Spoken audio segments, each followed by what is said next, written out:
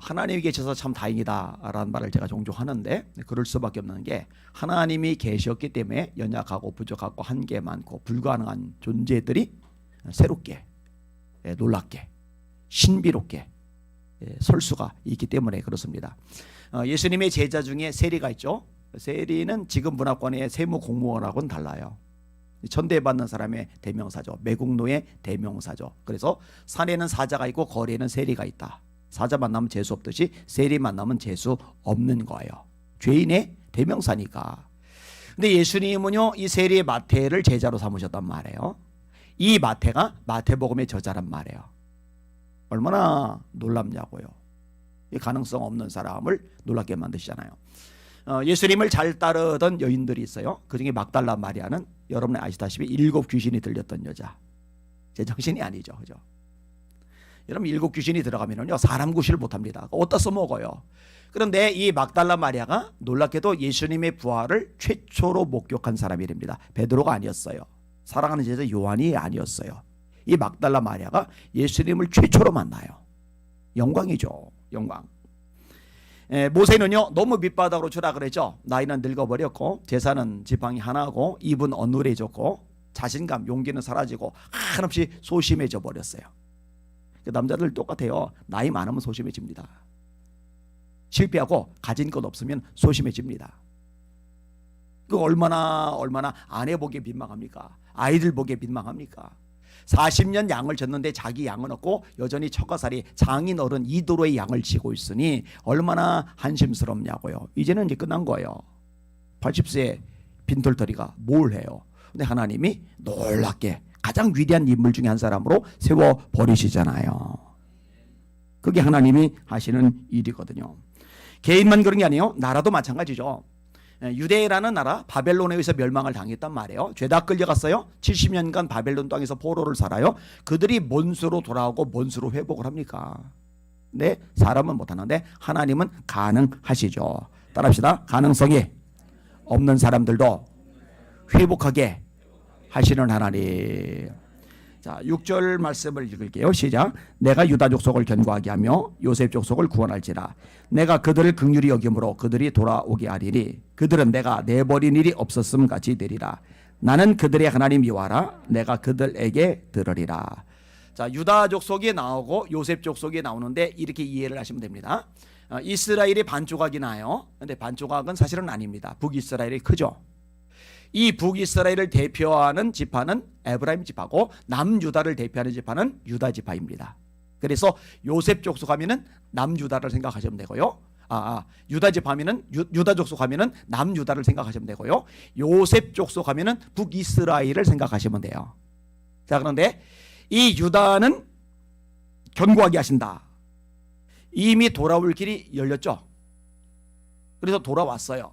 그 돌아온 무리들 리더가 학개, 스가랴, 말라기, 느헤미야 총독, 스룹바벨 총독, 대제사장 여호수아, 그 다음에 백성들. 아직 남은 사람들이 있는데 그들도 이제 돌아오고 있는 상황입니다. 이들을 통해서 예루살렘 성이 재건이 되죠. 느헤미야가 리더가 돼서 그 일을 해요. 이들을 중심으로 성전이 재건되죠. 스룹바벨을 중심으로 스룹바벨 성전이 재건이 돼요. 유다 족속을 견고하게 하리라. 그래요. 그런데 이제 요셉 족속을 구원할지라. 자, 요셉의 두 아들이 누구예요? 므낫세와 에브라임. 그런데 요 뒷부분에 보면은 이제 이 요셉 족속 하면 이 두 지파가 나와야 되는데 에브라임만 따로 떼서 얘기를 해요. 왜냐면은 북이스라엘을 대표하는 족속은 에브라임 족속이 됩니다. 에브라임 지파. 왜 그렇게 됐는지 여러분 제가 몇 차례 설명을 드렸는데 까먹으셨을까 봐 복습 삼아 말씀을 드립니다. 야곱의 12아들이죠. 르벤, 레위, 시몬, 유다, 이사갈, 스불론, 갓, 아셀, 단, 납달리, 요셉, 베냐민, 그 다음에 딸 디나. 요셉이 애굽에 갔어요. 11번째 아들입니다. 라헬의 아들입니다. 그리고 총리가 됩니다. 그리고 야곱의 일족 75명이 고센 땅에 이주를 합니다. 야곱이 연로예요. 병들었어요. 오늘 내일이에요. 이 소식을 들은 요셉의 두 아들 므낫세와 에브라임을 데리고 할아버지에게 인사시키러 갑니다. 할아버지가 이제 축복 기도를 해주는데 오른손을 큰아들 므낫세에게 얹어야 되는데 작은 아들 에브라임에게 얹는 거예요. 왼손을 동생 큰형 므낫세에게 얹는 거예요. 요셉이 싫어요. 아버지 므낫세가 형이에요. 므낫세에게 오른손 얹어주세요. 그런데 야곱이 거절을 해요. 나도 안다. 작은 자가 더 강해질 거다. 제가 이 얘기를 했었어요. 야곱 자신이 동생이기 때문에 고생했잖아요. 그 복을 받으려고 아버지도 속이고 형도 속이고 그 덕분에 베델 광야에서 잠을 자고 바단 아람에서 20년간 죽을 고생하고 그리고 돌아왔더니 형이 또 죽이려고 들고 진짜 센 고생했잖아요. 동생이라는 이유 하나 때문에 장자의 명부를 하나 차지하려고. 그래서 에브라임을 더 축복한 게 아닐까. 근데 이 축복의 기도는 굉장히 의미가 있어요. 그대로 되게 하시거든요. 에브라임이 강성해지는 거예요. 므낫세가 맥을 못 쓰는 거예요. 기도원이 하나님 저는 므낫세 지파 사람입니다 라고 사사기 6장에 언급하는 대목이 나오는데 왜 그런 고백이 나오냐면 에브라임에게 눌려지기 때문에 에브라임이 가장 강성하기 때문에. 그리고 에브라임 지파에 여호수아 같은 인물도 있거든요. 그러니까 에브라임 이게 대표성이 된 거야. 자, 근데 문제는 뭐냐? 이 에브라임으로 대표되는 북이스라엘은 주전 720년에 아수르에 의해서 멸망을 당해요. 남유다는 그래도 혈통이 그대로 유지가 돼요. 바벨론으로 끌려가지만 자기들끼리 살도록 허용이 되기 때문에. 근데 아수르의 왕은 이 이스라엘 북이스라엘을 흩어서 혼혈이 되게 만들어 버렸어요. 회복 불능이죠. 근데 그들에 대해서 이야기를 끄집어내는 겁니다. 내가 그들을 긍휼히 여김으로 그들이 돌아오게 하리니 그들은 내가 내버린 일이 없었음 같이 되리라. 나는 그들의 하나님 여호와라. 내가 그들에게 들으리라. 그런데 여기에 아주 중요한 의미가 있어요. 조금 이따 설명을 할게요. 자, 이 에브라임에 대해서 계속 이어지는 말씀이 있는데 첫째로 이들에게 기쁨이 있게 해주겠다. 7절 같이 읽습니다. 시작. 에브라임이 용사 같아서 포도주를 마신 같이 마음이 즐거울 것이요 그들의 자손은 보고 기뻐하며 여호와로 말미암아 마음에 즐거워하리라. 아멘. 자, 뭐 때문에 즐거워한대요? 여호와로 말미암아. 하나님 때문에. 사실 우리 그리스도인들이 기뻐하는 기쁨의 근원은 하나님이시죠. 하나님. 이게 이제 본질이죠. 사실 하나님이 주시는 어떤 것들 때문에 기쁨을 주세요. 하나님이 건강 주셨어요. 할렐루야. 하나님이 물질 주셨어요. 할렐루야. 하나님이 자손을 잘 되게 하셨어요. 할렐루야. 기뻐요. 그런데 우리에게 더 중요한 것은 하나님이 주시는 어떤 게 아니라 하나님 자체예요. 하나님이 주시는 어떤 것들로 인해서 즐거워하는 게 아니라 하나님으로 말미암아 즐거워하는 거예요. 하박국의 고백대로 비록 무화과 나무가 무성하지 못하며 포도나무에 열매가 없으며 감람나무에 소출이 없으며 밭에 먹을 것이 없으며 우리의 양이 없으며 외양간에 소가 없을지라도 나는 여호와로 말미암아 즐거워하며 내 구원의 하나님으로 말미암아 기뻐하리로다. 왜요? 다음 절 주 여호와는 나의 힘이시라. 그가 나의 발을 사슴과 같게 하사 나로 나의 높은 곳에 다니게 하시리로다.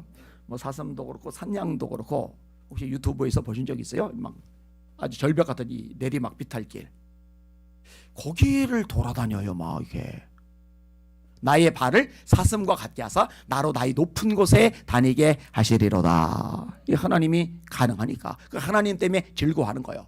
이렇게 되게 해주겠다는 거예요. 누구에게? 흩어진 멸망당한 끝장나버린 에브라임 사람들, 소망의 여지가 하나도 없는 에브라임 사람들에게. 자, 두 번째로 모으고 번성하게 하신다. 8절 9절 같이 읽습니다. 시작.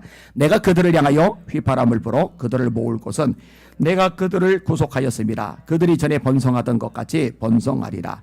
내가 그들을 여러 백성들 가운데 흩으려니와 그들이 먼 곳에서 나를 기억하고 그들이 살아서 그들의 자녀들과 함께 돌아올지라. 아멘. 자, 여기서 발견하게 되는 게 뭐냐면은 혈통상의 이스라엘 백성들 또 혈통상의 에브라임이 아니라 영적인 의미에서의 이스라엘, 영적인 의미에서의 에브라임을 염두에 둔다는 거, 이거를 기억을 하셔야 돼요. 우리가 환상 8가지를 봤잖아요. 화석류 나무에선 붉은 말을 탄 사람, 네 뿔과 네 뿔을 제거하는 공장장이, 예루살렘을 청량하는 사람, 대제사장 여호수아 더러운 옷을 입었는데 아름다운 옷으로 갈아입히는 장면, 에바송 통 속에 든 여인, 이런 식으로 8가지의 환상이 나온단 말이에요. 근데 8가지 환상 속에서 우리가 반복적으로 보던 것이 있어요. 그게 뭐냐면 예수님에 대한 예언의 말씀이라는 거죠. 네, 싹 예수님, 두 감람나무 예수님, 성전에 앉아 통치하시는 분 예수님, 하나님의 교회, 이 교회의 흥왕, 이 모든 것들이 스가랴서에 들어가 있어요. 그래서 학계에서도 성전 건축, 스가랴서도 성전 건축이지만 보다도 본질적인 의미가 들어가 있는 게 스가랴서라. 특별히 메시아 예언과 교회 시대에 대한 예언이 들어있다는 거. 스가랴 9장 9절만 해도 예수님이 나귀를 타고 나귀 새끼를 타고 예루살렘에 입성하실 것이 예언이 되어 있고 요것을 마태복음이 인용을 하고 있잖아요. 그 뒷부분 보면은 예수님을 가룟 유다가 돈 주고 팔아먹는 거 있죠. 그것도 스가랴서의 예언이에요. 예수님에 대한 이 교회 시대에 대한 예언들이 들어가 있는 거죠. 여러분 혈통보다 중요한 게 있어요. 바울 사도가 말합니다. 무릇 표면적 유대인이 아니요 표면적 육신의 할례가 아니라 이면적 유대인이요 할례는 마음에 알지니 영에 있고 율법 조문에 있지 아니한 것이라. 표면적 유대인이라는 얘기는 혈통상으로 유대인이다. 이건 이제 의미 없다는 거예요. 이면적 유대인이다. 할례는 마음에 해야 된다. 여러분 우리가 구원받는다고 할 때 혈통 얘기를 끄집어냅니다. 요한복음 1장 12절 13절 여러분이 외우시잖아요. 영접하는 자 곧 그 이름을 믿는 자들에게는 하나님의 자녀가 되는 권세를 주셨으니 이는 첫 번째가 혈통으로나 육정으로나 사람의 뜻으로 나지 아니하고 오직 하나님께로부터 난 자들이니라. 혈통이 아니에요. 여러분 하나님이 아브라함을 부르시죠. 그러면 아브라함의 자손이라는 개념이 되게 중요하잖아요. 그래서 유대인들이 우리는 아브라함의 자손이야. 예수님이 너희들이 아브라함의 자손이라면 아브라함의 행위를 했을 텐데 너희의 행위를 보니까 아브라함의 자손이 아니야. 너희는 마귀의 자손이야. 이래서 열받아서 예수님을 돌로 치려고 그러잖아요. 이때 아브라함의 자손 이게 자부심을 가지고 있어요. 그런데 이걸 막 가짜없이 치잖아요. 세리요한도. 그러므로 회개에 합당한 열매를 맺고 속으로 아브라함의 자손이라고 생각하지 말라. 도끼가 이미 나무 뿌리에 놓였으니 좋은 열매를 맺지 않는 나무마다 찍혀 불에 던져지리라. 아브라함의 자손 혈통상 의미 없다라고 세리요한이 선포한 거죠. 여러분 아브라함을 부르신 장면이 창세기 12장입니다. 본토 친척 아비집을 떠나 내가 너에게 지시하는 땅으로 가라. 내가 너를 축복하는 자에게 복을 주고 너를 저주하는 자에게 저주를 줄 거다. 그 다음에 뭐라고 얘기해요? 따라합시다. 천하 모든 민족이 너로 말미암아 복을 얻을 것이라. 한 번 더. 땅에 모든 민족이 너로 말미암아 복을 받을 것이다. 아브라함의 직속 혈통 유대인들만 복을 받는다고 그랬어요. 땅의 모든 족속이 복을 받는다고 그랬어요. 모든 족속이에요. 아브라함의 후손에서 예수님이 탄생하는 거예요. 그래서 마태복음 1장에 아브라함과 다윗의 자손 예수 그리스도의 세계라. 그런데 아브라함을 혈통해서 예수님이 태어나지만 예수님을 통해 모든 민족이 복을 받는다. 이게 성경의 가르침입니다. 이미 구약 창세기부터 언급되고 있는 하나님의 말씀입니다. 자, 세 번째로 애국과 아수르에서도 오게 하신다. 이게 세상에 다 퍼지는 거죠. 자, 10절 말씀 읽습니다. 시작. 내가 그들을 애굽 땅에서 돌아오게 하며 그들을 아수르에서부터 모으며 길랏 땅과 레바논으로 그들을 이끌어 가리니 그들이 거할 곳이 부족하리라. 여러분 이 당시에 애굽은요, 이 당시에 아수르는요 거의 전 세계를 상징하는 의미입니다. 지금처럼 이제 과학이 문명이 여행이 발달해서 교통수단이 발달해서 진짜 못 가는 데 없을 만큼 다 가는 상황이 아니잖아요. 바울만 해도 인식에 한계가 있어요. 예수님이 예루살렘과 유대와 사마리아와 땅끝까지 이르러 내 증인이 되리라 하시는데 이 땅끝의 개념을 바울은 어디로 이해를 했냐면은 서바나 스페인으로 이해를 했어요. 그래서 바울은 로마에 가서 복음을 전하고 이 로마 성도들이 보내줌으로 서바나 스페인까지 가서 복음을 전함으로 자기 인생을 마감하고도 했던 거예요. 왜 그런 계획을 짰었냐면은 스페인이 땅끝이라고 생각을 했기 때문에. 근데 바울은 이제 로마에서 순교를 당하죠. 자, 아무튼 아수, 그 다음에 애굽, 그 당시 이제 세계를 이제 상징하는 존재들인데 여기까지도 구원받은 백성들이 생겨나는 거예요. 아까 인용했듯이 예루살렘, 유대, 사마리아와 땅끝까지 주님이 증인되는 거죠. 모든 족속으로 제자를 삼아. 유대인만이 아니에요. 모든 족속으로 제자 삼아. 에스닉 단위예요. 이래서 구원받아 하나님의 백성이 되게 하라는 거예요. 훈련시켜서 제자 되게 만들라는 거예요. 그래서 이 말씀대로 지금 세계 곳곳에요 복음이 안 들어간 곳이 없어요. 거의 모든 영역에 다 들어갔어요. 진짜 극소수만 남았어요. 이제 그 극소수에게까지 복음이 들어가면은 예수님 재림하시는 거죠. 그게 마태복음 24장이죠. 이 천국 복음이 모든 민족에게 전파되기 위하여 온 세상에 전파되리니 그제야 끝이 오리라. 진짜 몇 부족 안 남았거든요. 자, 그런데요, 이렇게 구원 회복 이야기를 끄집어내셔요. 열방 가운데도 이 구원이 번져갈 것을 예언을 하시는데 여기에 고난이라는 말이 갑자기 툭 튀어나와요. 그리고 이 고난을 주시는 의미에 대해서 말씀을 해주고 있어요. 자, 11, 12절 읽습니다. 시작. 내가 그들이 고난의 바다를 지나갈 때에 바다 물결을 치리니 나일의 깊은 곳이 다 마르겠고 아스르의 교만이 낮아지겠고 애굽의 규가 없어지리라. 내가 그들로 나 여호와를 의지하여 견고하게 하리니 그들이 내 이름으로 행하리라. 나 여호와의 말이니라. 자, 고난의 바다를 지나가게 하세요. 하나님이 결국 이 바다 물결도 심판을 하시는데 어쨌든 고난의 바다를 지나가는 이 하나님의 백성들, 구원의 백성들 입장에서 보면은 힘든 건 사실이에요. 고달파요. 근데 왜 고난의 바다를 지나가게 하시느냐? 목적이 뚜렷합니다. 하나님만 의지하게 하시려고. 사람은요 본성이 하나님만 의지하지 못해요.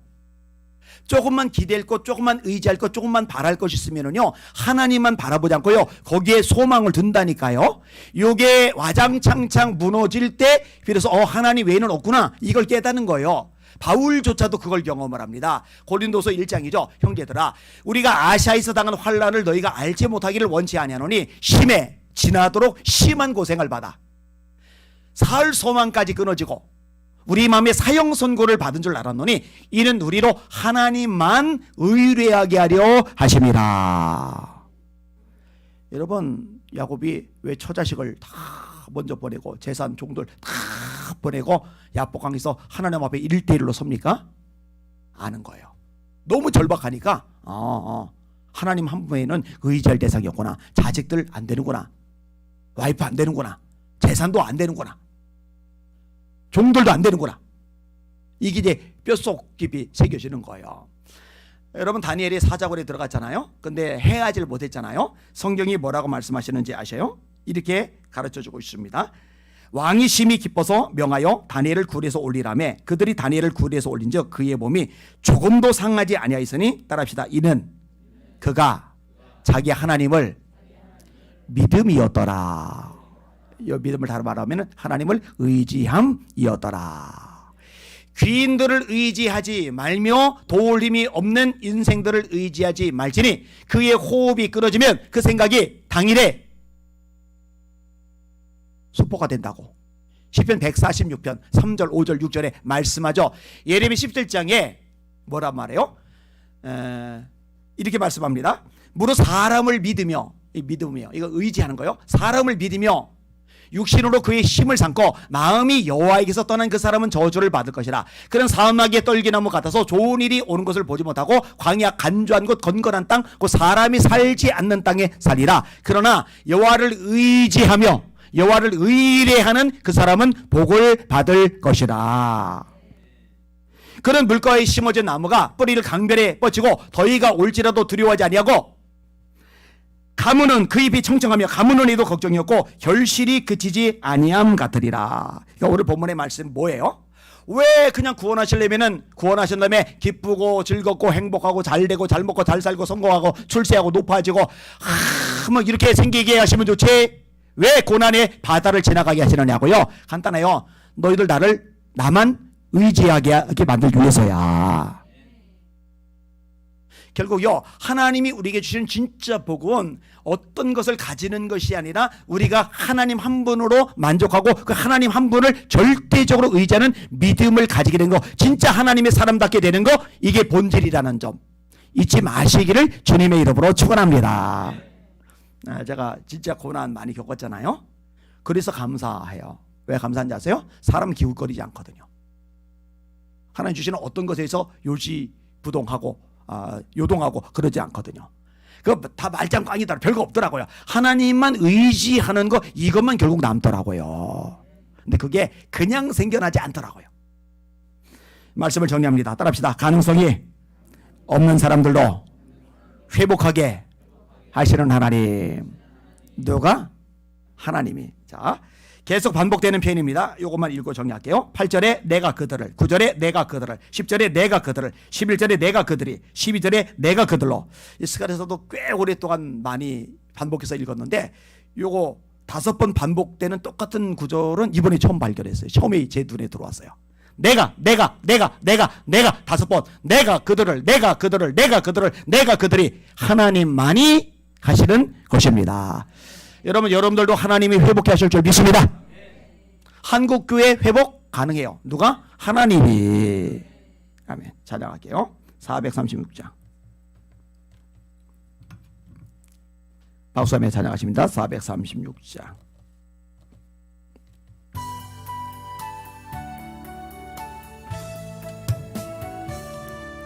나 이제 주님의 새 생명 얻은 몸, 옛것은 지나고 새 사람이로다.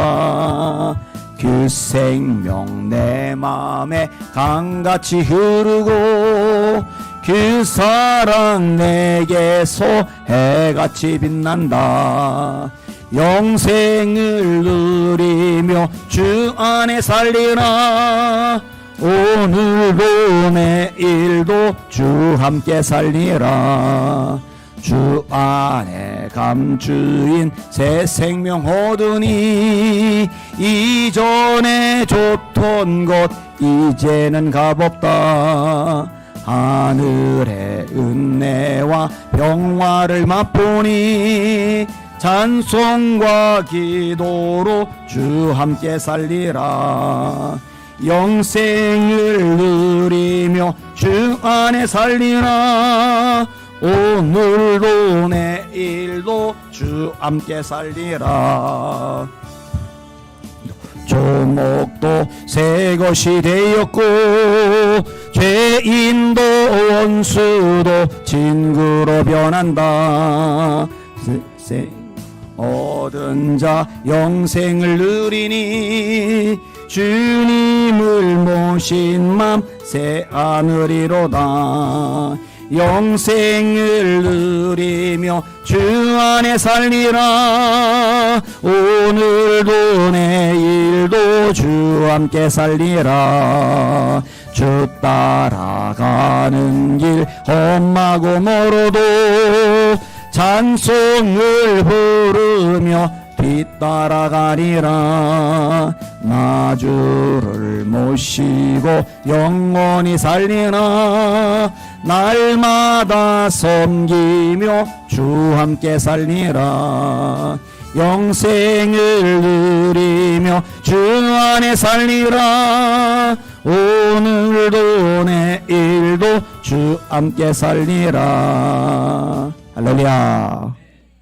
화면이 왜 흐린가 했더니 저 등을 안 켰네. 잘 좀 확인을 체크를 해주세요. 자, 기도하겠습니다. 자, 두 손 드시고 하나님, 저도 회복시켜 주시옵소서. 우리 자녀들도 회복시켜 주시옵소서. 우리 하는 일들도 회복시켜 주시고 한국교회도 회복시켜 주시옵소서. 하나님 가능합니다. 하나님만 의지하는 산 믿음으로 무장하게 하여 주시옵소서. 주여 세 번 물합시마 기도합시다. 기도합니다. 주여 하나님 아버지 감사합니다. 찬양과 존귀와 영광과 경배 받으시길 원합니다. 하나님 아버지 사람을 의지하지 말라고 가르쳐 주셨습니다. 하나님 아버지 세상에 어떤 것도 바라보지 말고 의지하지 말라고 가르쳐 주셨습니다. 우리가 의지할 대상 하나님 한 분밖에 없습니다. 하나님을 의지하며 하나님을 의뢰하는 그 사람은 복을 받을 것이라. 맞습니다. 진짜 복 있는 사람은 하나님만 의지하는 사람입니다. 다니엘이 사자굴에 들어가지 않는 것이 복이 아니라 사자굴에 굴러 떨어지지만 그 가운데서도 하나님만 의지했던 것, 그게 진짜 복이었습니다. 하나님 우리 성도들 그런 복 있는 성도들 다 되게 하여 주시옵소서. 하나님 우리 성도들 그런 다 복 있는 성도들 되게 하여 주시옵소서. 사람 의지하지 않고 이 세상 어떤 것도 의지하지 않고 하나님만 의지하는 주님의 종들 다 되도록 역사하시고 다스려 주시옵소서. 변화시켜 주시고 새롭게 하여 주시고 하나님만 바라보며 하나님만 의지하며 하나님만 앙망하는 당신의 종들 다 되게 하여 주시길 원합니다. 하나님은 회복케 하실 수 있으십니다. 우리 성도들 가정마다 개입하여 주시옵소서. 하나님 어려움 당해서 가슴 아리하는 성도들 있습니다. 하나님 아버지 어제도 전화 통하면서 울고 있는 하나님 당신의 여정을 보았습니다. 하나님 위로하여 주십시오. 회복해 주십시오. 하나님 강상호 집사 주님께서 만져주시고 회복시켜 주십시오. 육신도 회복해 하시고 마음도 회복하게 하여 주시기를 원하나이다. 하나님 아버지 하고 있는 일들 또 직장 생활 또 사업 또 학업 이 모든 과정들 속에서도 하나님의 도우심과 역사심과 축복하심이 필요합니다. 하나님께서 회복하시는 능력과 기적을 경험하게 하여 주시옵소서. 경험하게 하여 주시옵소서. 에비마이러리 스모리 비마이러리아 사이스 모리 비마이러리아 사이사이사이사 하나님 로컬 마이너리스 스포르비 마이너리알라 로바비아마 에비마이너리 케비보이스 모리비 마이너리알라 로로바카이너리 스모리비 마이너리스 스리리 케비 마이너리시 스포르비 마이너리알라 에비마이너리 셰비보이너리시 스포르비 마이너리아 사이더스 모이너리알라 하나님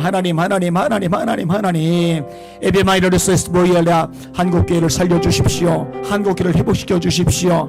하나님 소망이 보이지 않아도 불가능해 보여도 하나님은 가능하십니다. 내가 그들을